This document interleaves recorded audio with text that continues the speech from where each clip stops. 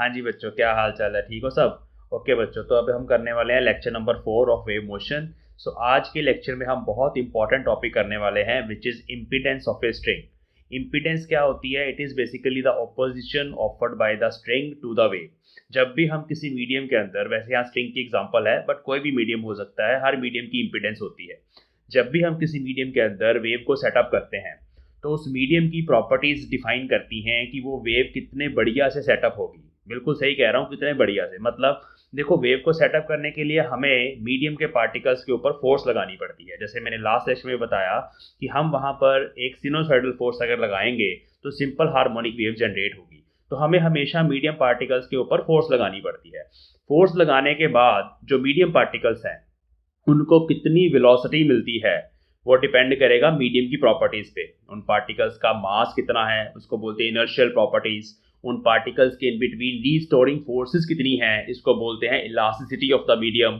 तो basically medium की inertia और इलास्टिसिटी, ये दो प्रॉपर्टीज हैं जो ये डिफाइन करेंगी, जो ये सेटअप करेंगी कि जो वेव है कितने अच्छे से उस मीडियम के अंदर एग्जिस्ट कर सकती है।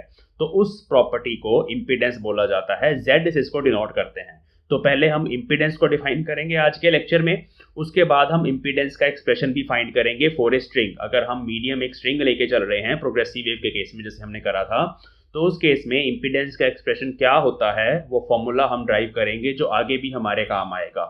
उसके बाद बच्चे जो नेक्स्ट टॉपिक है आज ही के लेक्चर का वो है इम्पीडेंस जो है हमारी दोनों मीडियम की, उस वजह से क्या होता है। उसके बाद बच्चे जो हमारा नेक्स्ट टॉपिक है आज ही के लेक्चर में, उसमें हमें क्या करना है कि हम एक वेव को ना बाउंड्री पे इंसिडेंट करवाएंगे। बाउंड्री का मतलब है कि मान लो हमारे पास दो स्ट्रिंग्स हैं, जैसे एक स्ट्रिंग ये है हमारे पास और दूसरा स्ट्रिंग हमारा ये है, दो डिफरेंट कलर्स के हैं। तो अगर हम यहाँ से वेव सेटअप करें, इस तरह से वेव जा रही है, मतलब ऐसे वेव जा रही है, तो यहाँ पर जहाँ बाउंड्री आ जाती है, जहाँ पर दोनों स्ट्रिंग्स हमने आपस में जोड़े हुए हैं, ज्वाइंट है जहाँ पे, वहां पर कितना वेव का एम्पलीट्यूड रिफ्लेक्ट हुआ। कुछ वेव वहां से रिफ्लेक्ट हो जाएगी, कुछ वेव वहां से ट्रांसमिट हो जाएगी। सो वहां पे दो इंपॉर्टेंट डेफिनेशंस हैं, एक है रिफ्लेक्शन कॉफिशिएंट, एक है ट्रांसमिशन कॉफिशिएंट। तो ट्रांसमिशन और रिफ्लेक्शन कॉफिशिएंट के एक्सप्रेशन निकालेंगे। ये ना वैसे एनर्जी के लिए भी निकाले जा सकते हैं, लेकिन आज के लेक्चर में हम एम्पलीट्यूड्स के लिए निकालेंगे। मतलब बेसिकली क्या होगा, एक हमारे पास इंसिडेंट वेव का एम्पलीट्यूड है, एक रिफ्लेक्टेड वेव का एम्पलीट्यूड है ए आर, और एक ट्रांसमिटेड वेव का एम्पलीट्यूड है ए टी। तो इनकी जो रेशियोज होती हैं कि भाई हमारे पास जो रिफ्लेक्टेड वेव है वो बेसिकली होता है कि कितनी वेव रिफ्लेक्ट हुई और कितनी हमने इंसिडेंट करी थी, इस रेशियो को बोला जाता है रिफ्लेक्शन कॉफिशिएंट। ऐसे ही कितनी वेव ट्रांसमिट हुई A T is the amplitude of transmitted wave जो दूसरे मीडियम में गई है, और कितनी हमने इंसिडेंट करी थी, इसको बोला जाता है ट्रांसमिशन कॉफिशिएंट। ये एम्पलीट्यूड्स की रेशियो होती है। सो इनके एक्सप्रेशन भी हम ड्राइव करेंगे। ये फॉर्मूले न्यूमेरिकल्स में काम आएंगे। ये expression in terms of impedance भी ड्राइव कर सकते हैं। तो इंपीडेंस क्योंकि आज करवा रहा हूं तो जेड की टर्म्स में इंपीडेंस को जेड से डिनोट करते हैं। So in terms of Z हम फाइंड करेंगे, और in terms of speed of the wave in two different media भी हम डिफाइन कर सकते हैं। मतलब अगर इसमें स्पीड v1 है, इसमें v2 है, तो इन टर्म्स ऑफ v1 v2 भी हम ये रिफ्लेक्शन कॉफिशिएंट और ट्रांसमिशन कॉफिशिएंट्स को ड्राइव कर सकते हैं। तो ये फॉर्मूले हमें आज में करने हैं। एग्जाम पॉइंट ऑफ व्यू से बच्चे ये दोनों टॉपिक्स बहुत इंपॉर्टेंट है। ये जो इंपीडेंस वाला टॉपिक है तो छोटी सी डेफिनेशन है, छोटा सा एक्सप्रेशन है, ये बड़ा क्वेश्चन नहीं है, छोटा क्वेश्चन है, पार्ट बन के आता है। लेकिन ये जो दूसरा क्वेश्चन है reflection and transmission coefficients for amplitudes, ये बहुत इंपॉर्टेंट है। ये डेरिवेशन आपको यूनिवर्सिटी एग्जाम्स में डायरेक्टली मिल जाएगी, एग्जाम्स में काफ़ी बार ये आ जाती है वेव के चैप्टर में। सो ये दोनों टॉपिक्स बहुत इंपॉर्टेंट है, बड़े ध्यान से इसको करना है। तो चलिए स्टार्ट करते हैं आज का लेक्चर। हाँ जी, तो पहले हम Z को डिफाइन कर लेते हैं, which is characteristic impedance. Characteristic impedance, ठीक है, इसको ना Z से डिनोट करते हैं। क्या होता है ये? It is a ratio of transverse force to transverse velocity. Transverse का मतलब क्या होता है? Perpendicular to the motion of the wave. देखो कैसे, जैसे मान लो ये हमारा स्ट्रिंग है, यहाँ पर मैंने इस तरह से फोर्स लगाई अप डायरेक्शन में। This force is given as F is equal to F0 cos omega t. ये मैंने रियल फोर्स ली है which is a sinusoidal force, cos का फंक्शन है। cos का मतलब है कि at time t is equal to 0, मतलब जब मैंने इसको स्टार्ट करा t0 टाइम, इनिशियल टाइम, उस टाइम पे आप देखिए फोर्स F जो है वो F0 के बराबर आएगी, मैक्सिमम आएगी। तो ये इस फोर्स का मीनिंग है। अब ये फोर्स हम किधर लगा रहे हैं, this is the length of the string जो इस डायरेक्शन में है, और फोर्स हमारी उसके परपेंडिकुलर है, तो this is called transverse force. तो हम ऊपर जो है इस एक्सप्रेशन में ट्रांसवर्स फोर्स रखते हैं F0 cos ओमेगा t। नीचे वाला जो पार्ट है denominator, that is transverse velocity. वो क्या है, यहाँ पे जो मीडियम पार्टिकल है वो इस फोर्स की वजह से ऐसे ऊपर की डायरेक्शन में जाएगा। सो उस पार्टिकल का कुछ डिस्प्लेसमेंट होगा y, जो मैंने लेक्चर नंबर 3 में ड्राइव किया था। वो जो y है, जब हम उस y को with respect to time differentiate करेंगे partial y by partial t, तो हमारे पास आती है पार्टिकल वेलोसिटी। ये लास्ट लेक्चर में हमने करा था, partial y by partial t is particle velocity vp। तो यहाँ पर ये जो ट्रांसवर्स वेलोसिटी है वही है। देखिए प्रोपेगेशन ऑफ वेव होनी है एक्स एक्सिस के अलोंग इस डायरेक्शन में, लेकिन जो पार्टिकल्स हैं वो ट्रांसवर्स वेव में perpendicular to the propagation of wave होते हैं। So these are the particles in this case. तो ये जो पार्टिकल्स ऊपर नीचे वाइब्रेट कर रहे हैं उनकी वेलोसिटी इस तरह से परपेंडिकुलर है to the length of wave. So this is called transverse velocity VP. तो हमें नीचे जो फैक्टर रखना है वो ये रखना है, तो इसको हम यहाँ पर ऐसे लिख सकते हैं z को। सो z is basically according to my considerations it is f0 cos omega t divided by partial y by partial t at x is equal to 0। तो मैं अभी ना ओरिजिन वाले पार्टिकल की बात कर रहा हूँ। So we will do this thing at x is equal to 0। हम किसी और पॉइंट पर भी कर सकते हैं, किसी भी पॉइंट पर करेंगे रिजल्ट सेम आएंगे। सो to simplify the calculations I am doing it at x is equal to 0। so x is equal to 0 ये है ओरिजिन हमारा, वहां पे हमारा पार्टिकल है, ये हमारा x एक्सिस होता है। और आपको पता है जैसे हमने लास्ट लेक्चर में भी किया था, इधर हम y एक्सिस मानते हैं। तो जो हमारी वेव होती है वो एक्स वाई प्लेन के अंदर इस तरह से हमें नजर आती है। किसी भी टाइम पर इस फोर्स के कारण जो पार्टिकल्स का डिस्प्लेसमेंट होगा उसको ऐसे लिखा जा सकता है, द डिस्प्लेसमेंट ऑफ पार्टिकल, मैं एक पार्टिकल की बात कर रहा हूं, at x is equal to 0। तो मैं उसको लिख लेता हूं अभी। तो that is y is function of x and t, और इस केस में a cos omega t minus k x. तो ये इक्वेशन हम लास्ट लेक्चर में ड्राइव भी कर चुके हैं। जिन बच्चों ने नहीं देखा दे कैन सी। यहाँ पे cos फंक्शन इसीलिए लिया है क्योंकि हम यहाँ पे फोर्स भी इन टर्म्स ऑफ कोस लगा रहे हैं। सिमिलरली ये जो पार्टिकल है हमारा एक्सट्रीम पोजीशन से स्टार्ट हो रहा है, मतलब ऐसे हमने स्ट्रिंग पकड़ा ए पे, नीचे फोर्स लगाई, सो इस वजह से कॉस फंक्शन ले लिया मैंने। इवन आप साइन भी लेंगे रिजल्ट विल बी सेम। अब यहाँ पर x इज इक्वल टू 0 है तो वो मैं बाद में पुट कर दूंगा। तो ये हमारे पास ना डिस्प्लेसमेंट का फंक्शन होता है, डिस्प्लेसमेंट ऑफ पार्टिकल्स। ठीक है, अब हमें क्या करना है, तो इस f0 cos ओमेगा t का एक्सप्रेशन निकालेंगे अभी यहाँ पे इन टर्म्स ऑफ वेव। देखते हैं अभी कैसे। और ये जो है a cos omega t minus k x, इसको डिफरेंशिएट करके विद रिस्पेक्ट टू टाइम मुझे vp निकालना है। उस vp को यहाँ सब्स्टिट्यूट करना है नीचे, और ट्रांसवर्स फोर्स को ऊपर सब्स्टिट्यूट करना है। I will get the final result. देखिए कैसे। Let us consider rho is linear mass density of string. तो ये लीनियर मास डेंसिटी क्या होती है मैं बता देता हूँ। Rho basically total mass of the string divide by total length, ये होता है हमारे पास। इसके यूनिट्स भी किलोग्राम पर मीटर हो सकते हैं। अब इसके बाद यहाँ पे T जो है that is tension in the string. Tension तो होगा ना, स्ट्रिंग अगर ऐसे स्ट्रेच करा होगा किसी उससे तरीके से तो उसमें टेंशन बिल्टअप होगा, वो टेंशन T है। सो हम for particle x is equal to 0 पे देखते हैं कि ये टेंशन कैसे बनना है। तो ये फाइनल डायग्राम है जो आपको बना के आना है एग्जाम के अंदर। y x हम सिंपल एक साइकिल बना देते हैं। तो यहाँ पर जो पॉइंट है x इज इक्वल टू 0, यहाँ से आपने टेंशन को ऐसे नीचे की तरफ बनाना है T। ये basically along the length of the string होता है। दूसरा जो हमारा स्ट्रिंग है it is very very light. So for light and inextensible string the tension is T everywhere, वो मैंने आपको बताया था। अब हॉरिजॉन्टल के साथ इस T का एंगल थीटा है, तो इसका मतलब है T के दो कंपोनेंट्स बनेंगे। एक बनेगा horizontal component which is T cos theta, एक बनेगा नीचे की तरफ vertical component which is T sin theta. अब ऊपर की तरफ हमारे पास यहाँ पे जो फोर्स लग रही है वो मैंने अभी आपको बताया, it is F0 cos omega t। ये फोर्स हम लगा रहे हैं सिनुसॉइडल फोर्स, ठीक है। अब ये जो टी कॉस थीटा है ये क्या करता है, let us write. So T is along the length of string, या टेंजेंशियल भी बोल सकते हैं, tangential to the string, resolving it क्या होगा, T cos theta stretches the string, ये सिर्फ स्ट्रेच देता है ना, द हॉरिजॉन्टल है ये, so it only stretches the string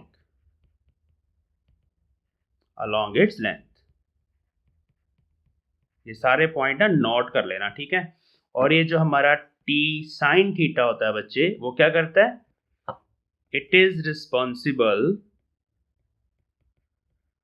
for up and down motion of the string. ये ट्रांसवर्स फोर्स है, ये ट्रांसवर्स कंपोनेंट है, क्योंकि it is perpendicular to the wave propagation और length of the string, so it is responsible for up and down motion. You can से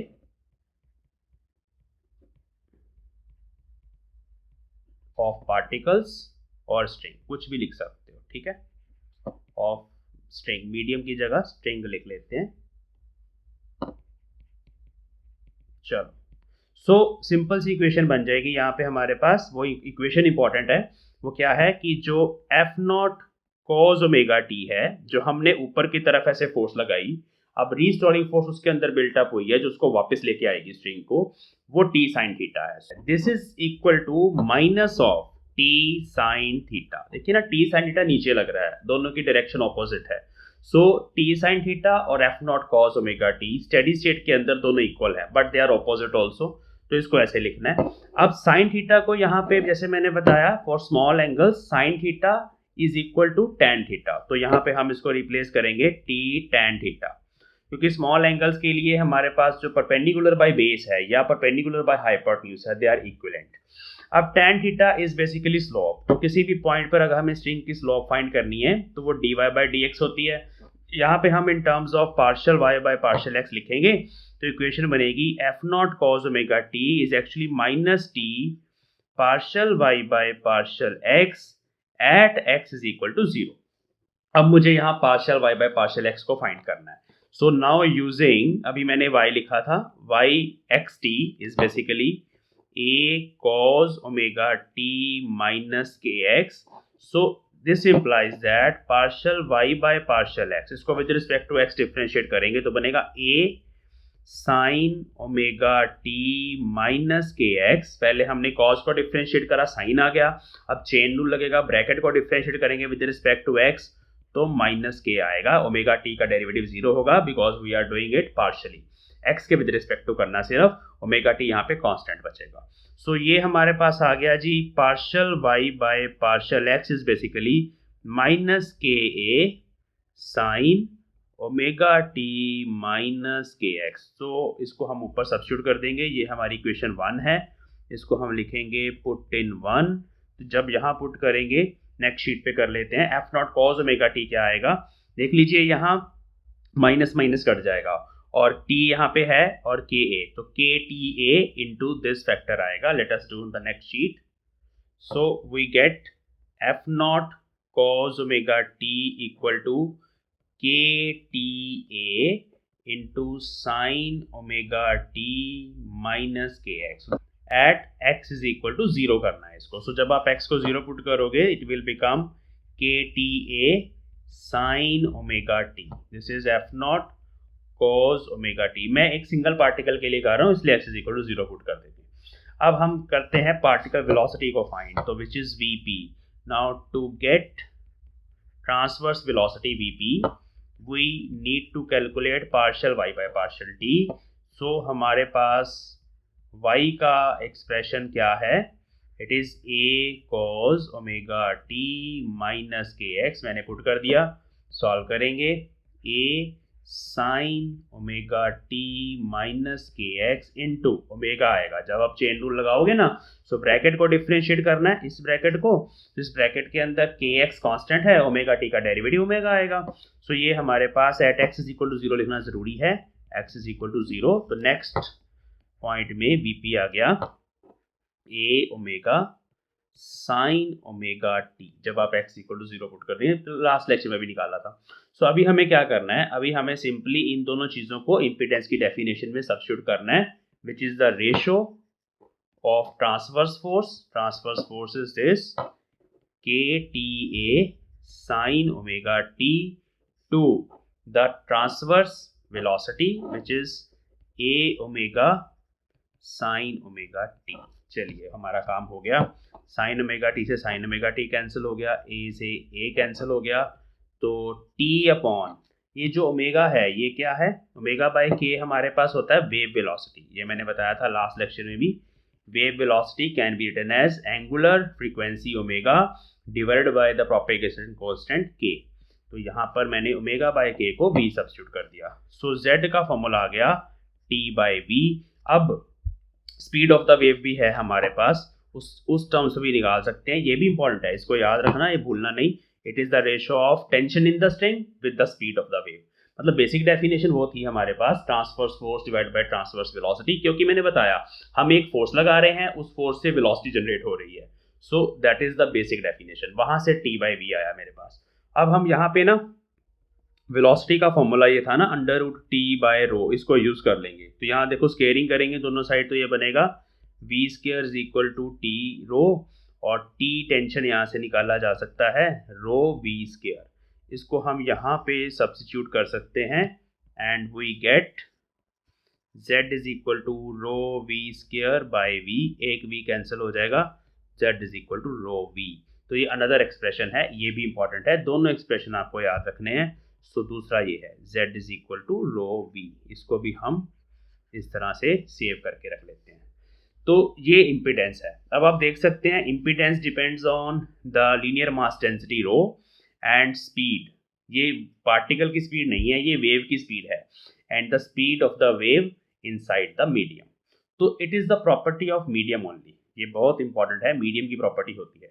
अब अगर हमने यहाँ पर ये कंसिडर कर लें कि मीडियम के अंदर कोई डिसिपेटिव फोर्स है, फ्रिक्शनल फोर्स है, तो उस केस में z हमारे पास एक कॉम्प्लेक्स क्वांटिटी आती है। लेकिन यहाँ पे हमने ऐसा कुछ नहीं माना, हमने ये माना एक स्ट्रिंग है, उसमें से हमने वेव को सेटअप करा, हम एक फोर्स लगा रहे हैं, उस वजह से हमारे जो पार्टिकल्स हैं वो SHM कर रहे हैं, तो पार्टिकल की वेलोसिटी हमने ले ली। तो इस केस में z एक रियल क्वांटिटी है। तो याद रखना z is a real quantity if there is no dissipative forces inside the medium, but if there are dissipative forces then z is a complex quantity. इस चीज को ध्यान में रखना। नेक्स्ट शीट पे लिख लेते हैं ये चीजें। लेट अस नोट, पहला तो ये इंपॉर्टेंट है, z depends on inertial density आ रहा है ना, तो इनर्शियल है, and elastic properties of medium, elastic properties of medium. So it is the property of medium only. Number 2, z is complex if we consider dissipative forces in the medium. Actual में dissipative forces हमेशा होती हैं, but हम यहां पे अभी consider नहीं कर रहे।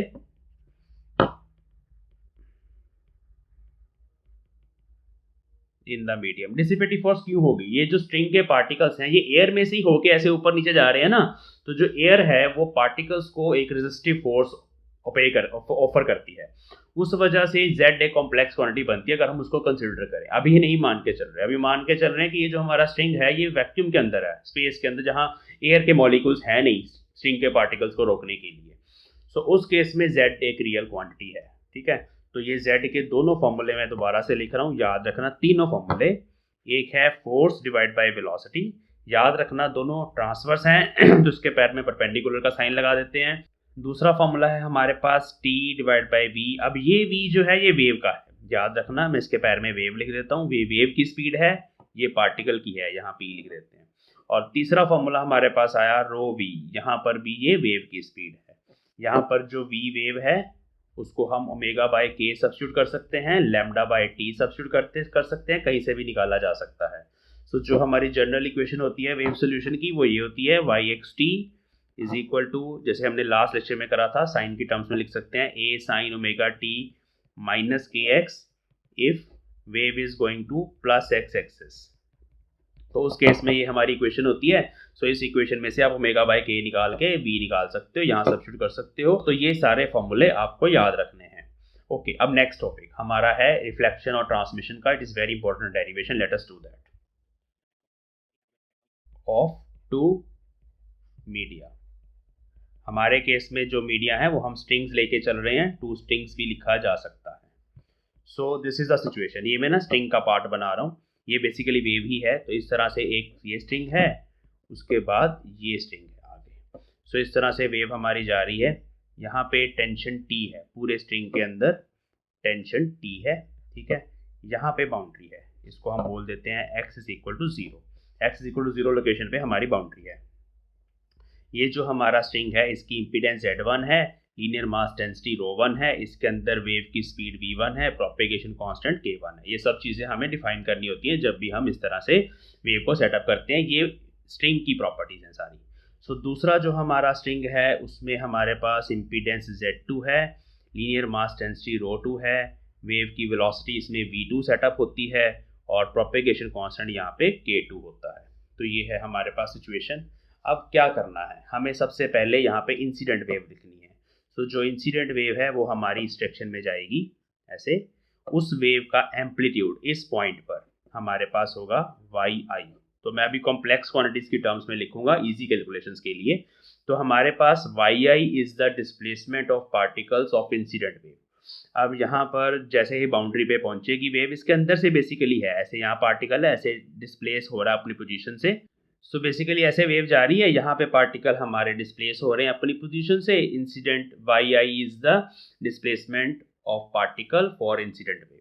अब जब बाउंड्री पे वेव पहुंची तो वहाँ पे दो चीज़ें होंगी, कुछ पार्ट वेव का ट्रांसमिट हो जाएगा, उसके लिए हम बोल देंगे yt कॉम्प्लेक्स, और कुछ पार्ट हमारा रिफ्लेक्ट हो जाएगा, मतलब वापस इसी मीडियम में आ जाएगा, उसको नीचे बना देते हैं, उसके लिए हम बोल देंगे yr कॉम्प्लेक्स। सो रिफ्लेक्टेड के लिए y के पैर में r लगाना है, ट्रांसमिटेड के लिए y के पैर में t लगाना है। So these are the displacements of particles, इनको लिखेंगे। सो लेट अस कंसीडर, यहाँ पे लिख लेते हैं, स्पेस है। सो पहले इसको अंडरलाइन कर लो, ये हेडिंग है। ट्रांसमिशन कोफिशिएंट और रिफ्लेक्शन कोफिशिएंट की डेफिनेशंस भी पूछी जाती है, मैं आगे जाके लिखूंगा। So let us consider an incident wave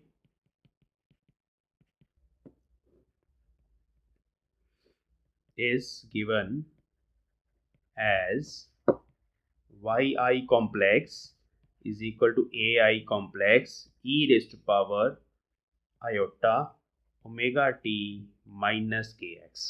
so अब मैं ना e raised to power iota theta की फॉर्म में इसको लिख रहा हूँ जस्ट फॉर इजी कैलकुलेशन। इसको डिफरेंशिएट करना आसान होता है। सो इंसिडेंट वेव को ऐसे भी लिखा जा सकता है जैसे मैंने आपको बताया था, लास्ट लेक्चर में बताया था।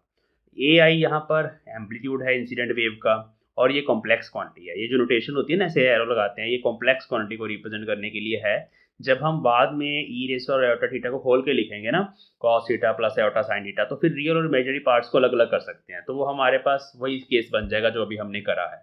बट ये ऐसा क्यों लिखते हैं, जस्ट फॉर इजी कैलकुलेशन, आगे जाके समझ आ जाएगा आपको, ठीक है। So let the transmitted wave at boundary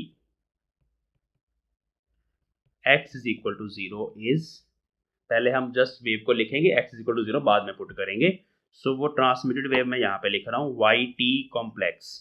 वो क्या बनेगा, जस्ट सिंपली ऐसे ही at कॉम्प्लेक्स, जहाँ पे ai लिखा था यहाँ at लिख देना है। ये ट्रांसमिटेड वेव का एम्पलीट्यूड है, e raised to power iota omega t minus k2x। अब ये k2 क्यों लगा दिया, यहाँ भी 1 लगाना है क्योंकि हम फर्स्ट मीडियम में है हमारी incident wave.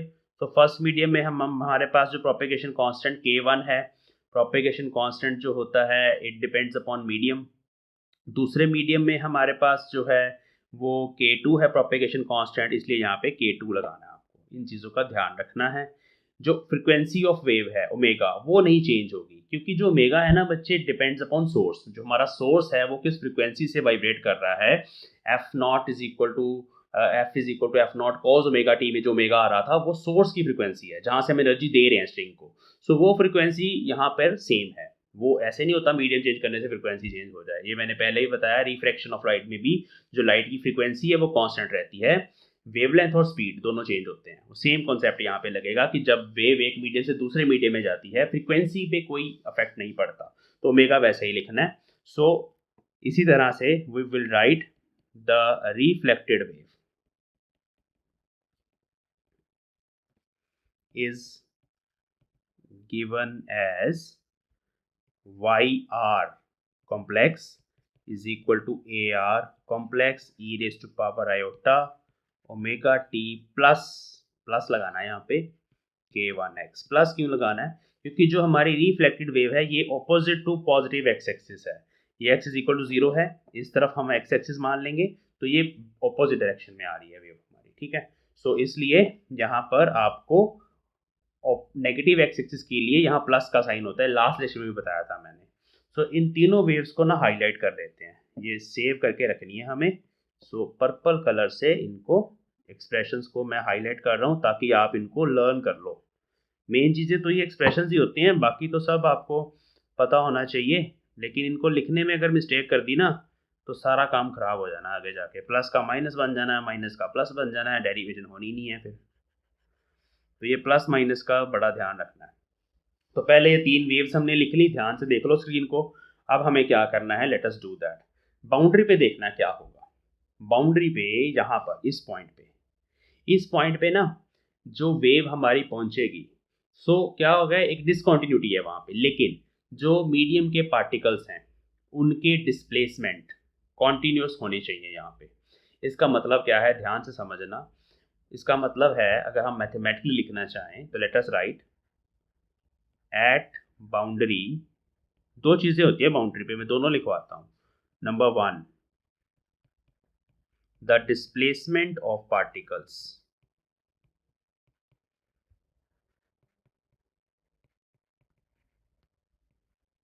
Must be continuous.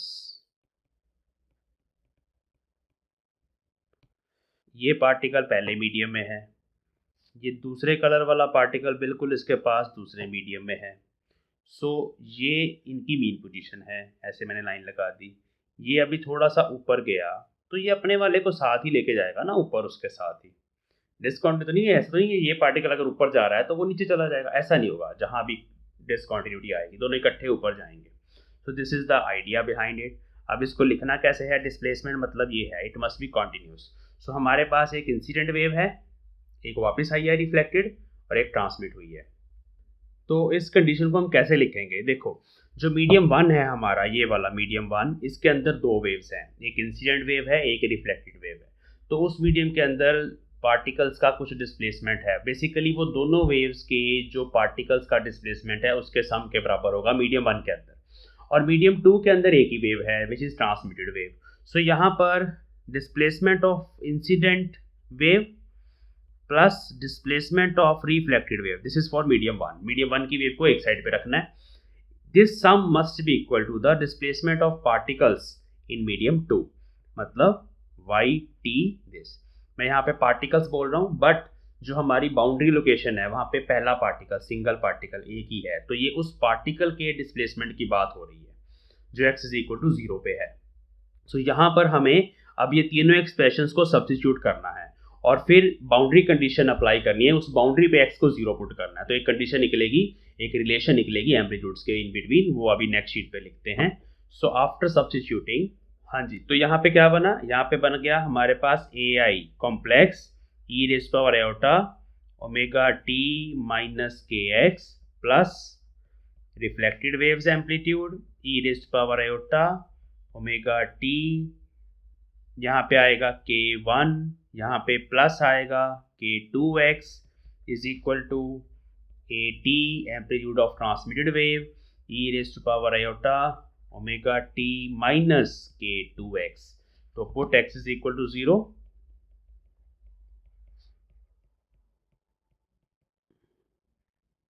तो यहाँ पे बन जाएगा सिंपली, जब देखो यहाँ x को 0 पुट कर दोगे ये टर्म खत्म हो जानी है, यहाँ पर ये खत्म हो जानी, यहाँ पे ये 0 हो जाएंगी। बाकी ई raise power iota omega T सब में है, यहाँ पर भी है, यहाँ पर भी है, यहाँ पर भी है, वो कॉमन आके कैंसिल हो जाएगा। तो हमारे पास सिंपली बचेगा AI complex plus AR complex is equal to AT complex. Amplitude basically complex quantities मान के चल रहे हैं, बट जब आप इसको खोलेंगे रियल पार्ट भी लिख सकते हैं। तो this is the first important equation जो हमें आगे जाके चाहिए। 3 इक्वेशनें पीछे थी हमारे पास, उनको नंबर 1 2 3 दे दो, ये 4 है। आगे चलते हैं। सेकंड कंडीशन क्या होती है? At boundary the transverse component of force, या टेंशन लिख सकते हैं, मस्ट बी कॉन्टिन्यूअस।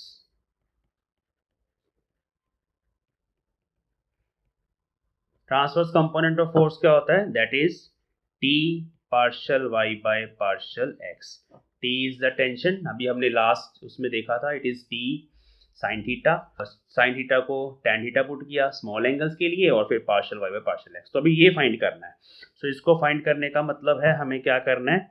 हमें करना है T partial yi bye partial x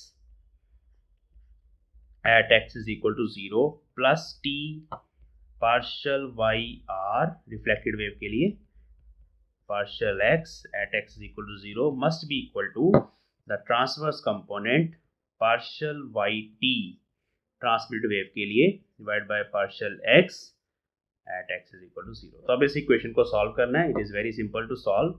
यहाँ पे पहले ये t तो कैंसिल ही हो जाने हैं, ठीक है। अब हमें जस्ट उस yi को with respect to x differentiate करके यहाँ पे पुट करना है। तो मैं कर रहा हूँ, ध्यान से देख लें। पहले मैं ऐसे लिख लेता हूँ ताकि आपको समझ आ जाए। yi क्या था? ai complex e raise to power iota omega t minus k1x, ठीक है, k1 आएगा यहाँ पे। इसको डिफ्रेंशिएट करना है, ठीक है। x इज इक्वल टू 0 है, वो हम बाद में लिख लेते हैं, लिख ही देते हैं x इज इक्वल टू 0 पे। प्लस यहाँ पे था AR complex partial over partial x of YR फिर से रिकॉल करेंगे तो वो क्या था? AR मैंने बाहर लिख दिया क्योंकि कांस्टेंट है, तो ये था e raise to power iota omega t plus k2 नहीं है, k1 है। फर्स्ट मीडियम में k1 है, k1x। This is equal to AT complex partial over partial x of e raise to power iota omega t minus k2x। तो दूसरे medium में k1 की जगह k2 आना है। अब इसको डिफ्रेंशिएट कर देते हैं। ai ऐसे ही रहेगा, ai कॉम्प्लेक्स। इसको डिफ्रेंशिएट करेंगे e raise to power iota omega t minus k1x। इसके साथ साथ x का डेरिवेटिव, x के कोफिशिएंट साथ में मल्टीप्लाई होगा क्योंकि हम with respect to x differentiate कर रहे हैं, तो माइनस k1 का फैक्टर यहाँ लगेगा। इजी है। प्लस यहाँ देखो AR एज इट इज, ये सारा देखो। अब देखो ना, आपको हर बार डिफ्रेंशिएट करते टाइम साइन को कोस में या कोस को साइन में नहीं चेंज करना पड़ रहा। ये फायदा होता है कॉम्प्लेक्स नोटेशन का, इजी कैलकुलेशन हो जाती है। तो अब यहाँ पे हमारे पास iota omega t plus k1x है, लेकिन साथ में k1 मल्टीप्लाई होगा क्योंकि हम इसको विद रिस्पेक्ट टू x करेंगे तो k1 आएगा, प्लस k1।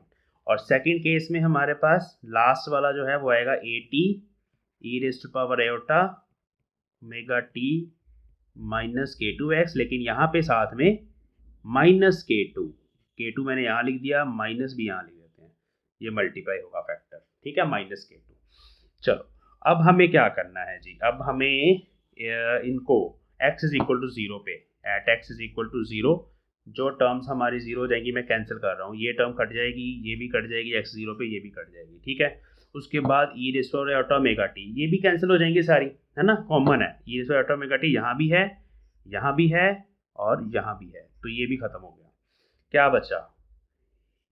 ये बचा माइनस k1। चलो k1 कॉमन, k1 देखो यहाँ भी है, यहाँ भी है, तो k1 कॉमन ले लेते हैं। सो अंदर बचा ai कॉम्प्लेक्स माइनस, क्योंकि माइनस साइन कॉमन ले लिया ना मैंने, तो यहाँ प्लस था, यहाँ पे इसकी जगह पे आ जाएगा minus AR complex equal to, यहाँ पे ये माइनस साइन है, k2 है, so minus k2 AT complex. तो ये बनी इक्वेशन। यहाँ माइनस से माइनस भी कट गया।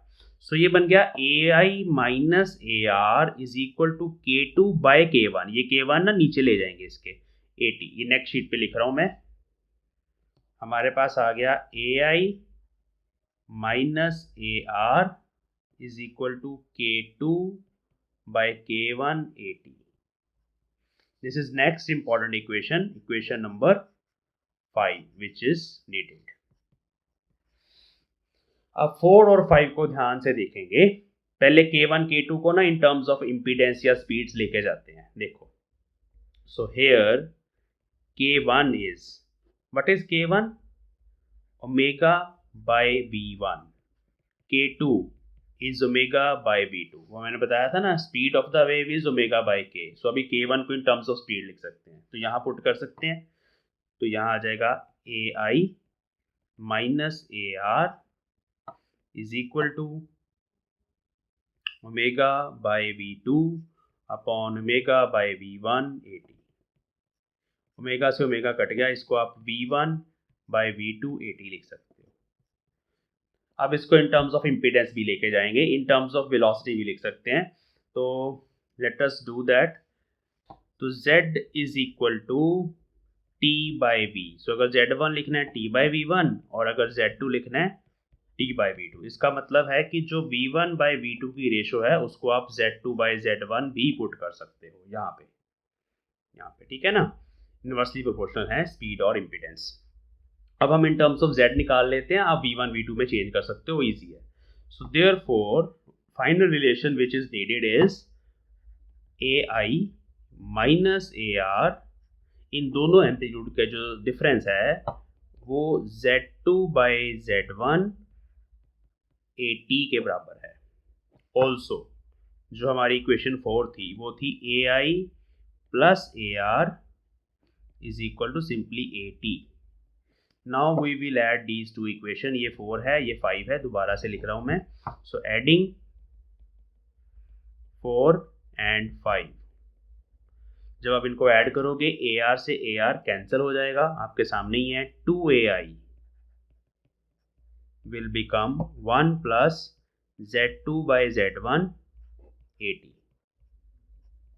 ये आ जाएगा। सो AI in terms of AT, अगर मैं अब यहाँ पे देखिए इसको ना इधर ले आते हैं, AI by AT मुझे चाहिए which is transmission coefficient.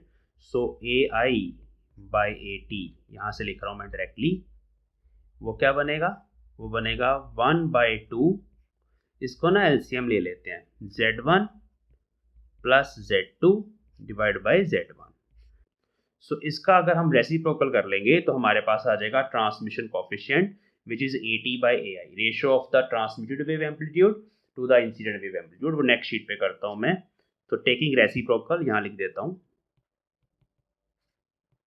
Inverse transmission coefficient of amplitude के लिए ना पैर में ये लगा देते हैं, क्योंकि आगे एनर्जी वाला भी आना है, उसको सिंपलिटी लिखेंगे। तो ये होता है ratio of transmitted wave to the incident wave. ये जिसकी डेफिनेशन है, डेफिनेशन याद कर लेना, यही लिखना बस, ratio of the amplitude of transmitted wave to the incident waves amplitude.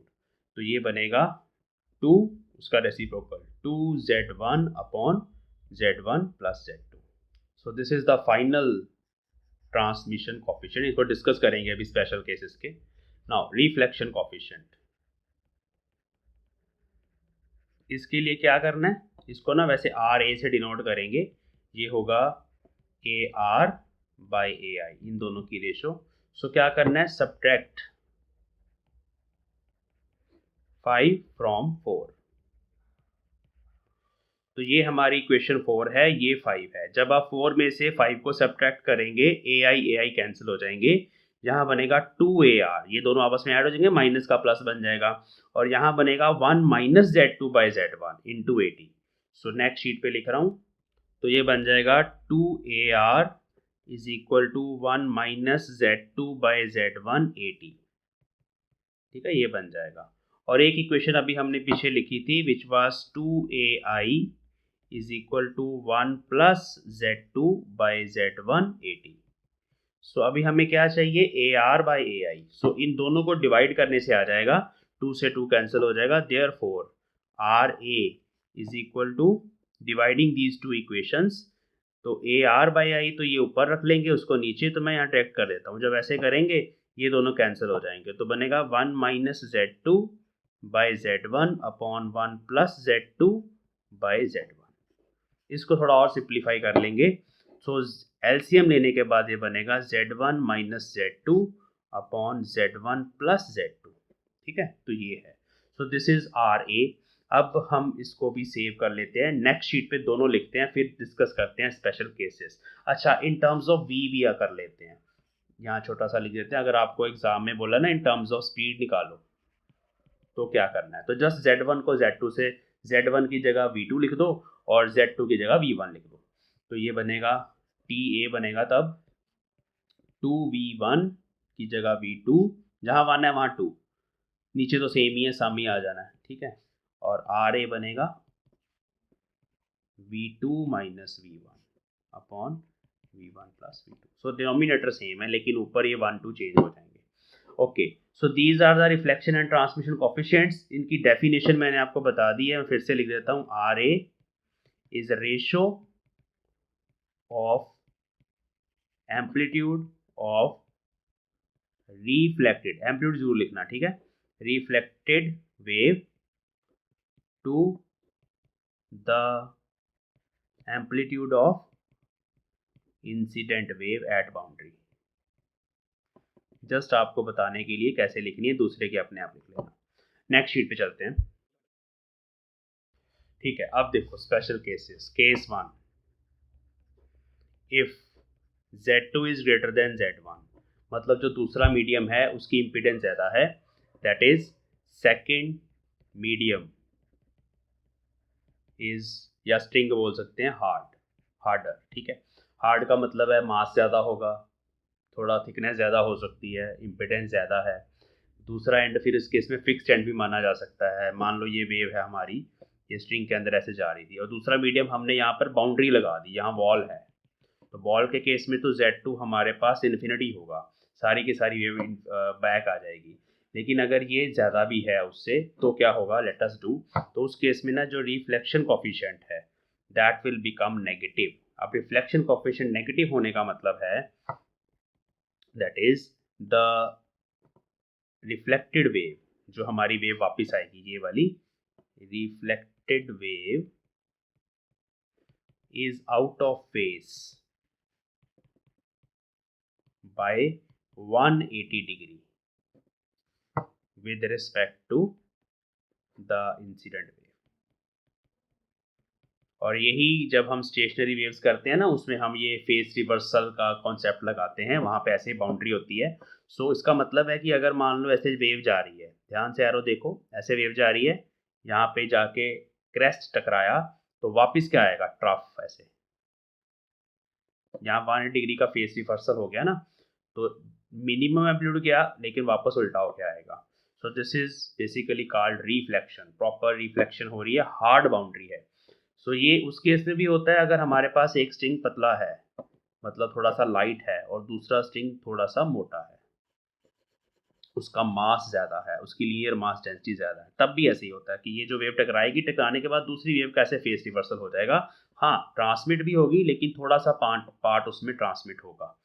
सो ये चीज़ है। वैसे भी Z2 अगर बड़ा होगा तो ये फैक्टर हमारे पास छोटा, ये फैक्टर हमारे पास, तो ये चीज़ है। ठीक है, आगे चलते हैं। सेकंड केस,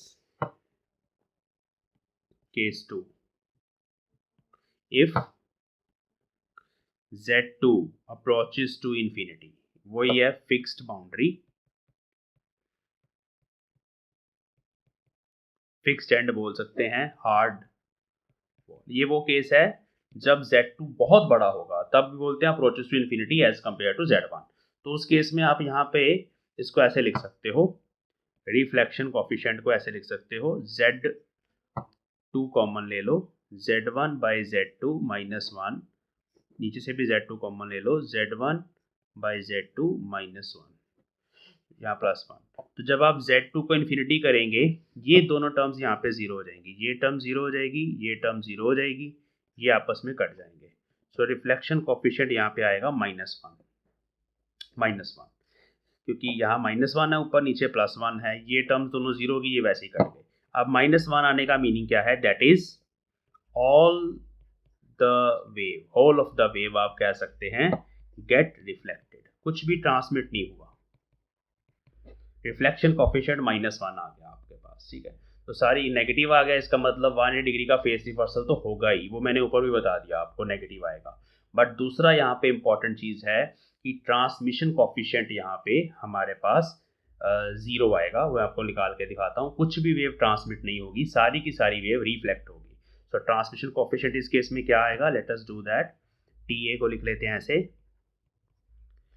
2Z1, नीचे से Z1 कॉमन ले लिया, 1 + Z2/Z1। सो Z1 से Z1 कट गया। अब नीचे जब आप Z2 को इन्फिनिटी पुट करोगे तो ये नीचे इन्फिनिटी का फैक्टर आ जाएगा डिनोमिनेटर में। So this will approach to 0। Z2/Z1 है ना, तो Z1 तो वैसे ही बहुत छोटा है, Z2 इन्फिनिटी है, 1 + इन्फिनिटी इज इन्फिनिटी। सो नीचे डिनोमिनेटर में इन्फिनिटी आने का मतलब है ट्रांसमिशन कोफिशिएंट इज 0, सारी की सारी वेव हमारी रिफ्लेक्ट हो गई है। तो ये दूसरा केस था, ये आपको डिस्कस करने के लिए पूछे जा सकते हैं एग्जाम में। इन टर्म्स ऑफ स्पीड भी बताए जा सकते हैं, बट अभी हम इन टर्म्स ऑफ इम्पीडेंस कर लेते हैं। नेक्स्ट शीट पे चलते हैं, last case. So third case is 3 case, third case 3 लिखना था। So case 3 is if second medium की जो इम्पीडेंस है Z2 अप्रोचेस टू 0। अब Z2 अप्रोचेस टू 0 का मतलब है the string 2 is very light, or you can say free end। इसको फ्री एंड वाला केस भी बोला जाता है, मतलब हमारे पास एक ही स्ट्रिंग है and this end is free, nothing is there, very light, उसको निगलेक्ट कर दो, दूसरा स्ट्रिंग है ही नहीं। सो इस दूसरे स्ट्रिंग को यहाँ से ना ऐसे डिलीट कर देते हैं, बना के जोड़ने वाला था, है ही नहीं वो, Z2 इज 0। तो उस केस में रिफ्लेक्शन कोफिशिएंट हमारा जो है वो क्या आएगा? RA which is Z1 - Z2 upon Z1 + Z2। तो Z2 को 0 पुट कर दो, ये टर्म दोनों खत्म ही हो गई, तो Z1/Z1 वो कट गए, +1। अब इसका मतलब है कि यहाँ पर प्लस साइन आ गया ना, तो इसका मतलब है there is no phase reversal.